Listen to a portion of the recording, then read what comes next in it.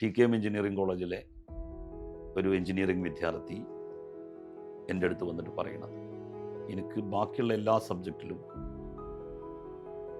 More than 90% മാർക്കുണ്ട്, പക്ഷെ ഒരു സബ്ജക്റ്റിൽ മാത്രം ഞാൻ തോറ്റിരിക്കുകയാണ്. അത് ഞാൻ എഴുതിയതിൻ്റെ കുഴപ്പം കൊണ്ടല്ല, വാല്യുവേഷനിൽ വന്ന കുഴപ്പമാണ്.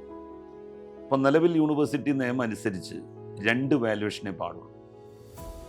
അപ്പോൾ ആദ്യത്തെ വാല്യുവേഷൻ നടത്തിയ ആളുകൾ ഇട്ട അതേ മാർക്ക് തന്നെയാണ് രണ്ടാമത്തെ വാല്യുവേഷൻ നടത്തിയ ആൾക്കാർ വിട്ടിട്ട്.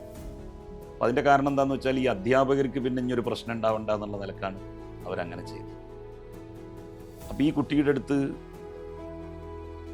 ആൻസർ ഷീറ്റ് കിട്ടും, ഈ അതിൻ്റെ ഫോട്ടോസ്റ്റാറ്റ് കിട്ടും. അപ്പം അതുമായിട്ടാണ് ആ കുട്ടി വന്നിരിക്കുന്നത്.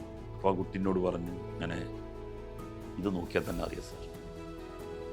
അപ്പം ഞാൻ ഇവരോട് ചോദിച്ചു, 2 എണ്ണല്ലേ പിന്നെ നിയമം അനുവദിക്കുന്നുള്ളൂ, അപ്പോൾ നമ്മളെന്ത് ചെയ്യും? ഈ കുട്ടിയാണെന്നുണ്ടെങ്കിൽ വളരെ ഡിസപ്പോയിൻറ്റഡ് ആയിട്ട് അവനക്ക് ഉറപ്പായിട്ടും അവൻ ജയിക്കും. മോർ ദാൻ 90% എല്ലാ സബ്ജക്റ്റിലും ഉണ്ട്. അവനക്ക് അവൻ്റെ CGPA എന്ന് പറഞ്ഞത് ശരിക്ക് മോർ ദാൻ 90% ആണ്, 9 പോയിന്റ് ആണ്. ഇതുകൊണ്ട് മാത്രമാണ്, എന്നാലും 9 പോയിന്റ് ഉണ്ട്. അവനക്ക് ഇത് കൂട്ടാതെ തന്നെ 9 പോയിന്റ് ഉണ്ട്. അപ്പോൾ ഞാൻ വൈസ് ചാൻസലറെയും ഈ സബ്ജക്റ്റ് എക്സ്പേർട്ടിനെയും വേറൊരു അധ്യാപകനെയും കൂട്ടി ഒരു കമ്മിറ്റി ഉണ്ടാക്കിയിട്ട് ഈ 3 ആളുകൾ ഈ പേപ്പർ നോക്കാമെന്ന് തീരുമാനിച്ചു.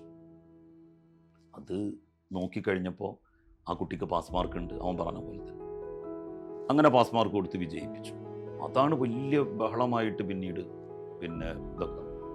പക്ഷെ ഞാനതൊന്നും മൈൻഡ് ചെയ്തില്ല, കാരണം ഞാൻ ചെയ്തത് ശരിയായിരുന്നു എന്ന് തന്നെയാണ് ഞാൻ വിശ്വസിക്കുന്നത്.